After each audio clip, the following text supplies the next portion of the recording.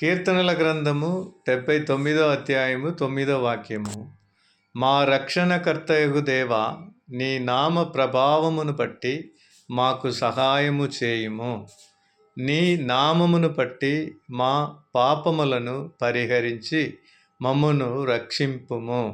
క్రీస్తులో ప్రియమైన సోదర సోదరులారా, యేసుక్రీస్తు బోధించి చాలించిన తర్వాత పేతురుని చూసి అంటాడు, లూకాసు వార్త 5వ అధ్యాయము మనం చదివితే, పేతురుని చూసి యేసుక్రీస్తు అంటున్నాడు, నువ్వు దోణిని లోతునకు నడుపుము అని అన్నప్పుడు పేతురు అంటాడు, నేను రాత్రి ఎంతో కష్టపడ్డాను, కానీ నాకు ఫలితం లేదు. ఆయనను నీ మాట చొప్పున నేను దాన్ని లోతునకు తీసుకెళ్తానని తీసుకెళ్తున్నప్పుడు 2 దోణల నిండా చేపలు, అద్భుత కార్యములు చూశాడు.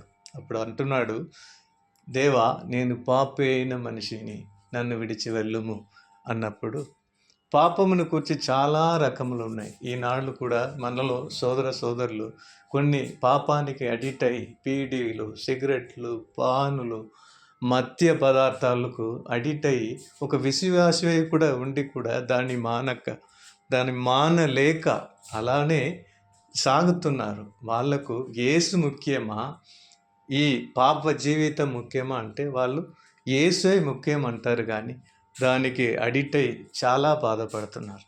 అలాంటి ఒక లోతైన అనుభవంలోకి వాళ్ళు వెళితే వాళ్ళు ఒక అద్భుతాన్ని చూడవచ్చు అని యేసుక్రీస్తు లోతైన అనుభవంలోకి మనల్ని పిలుస్తున్నాడు. ఎనీవే, అలాంటి వాళ్లకు మన ప్రభువైన యేసుక్రీస్తువే సహాయకుడు.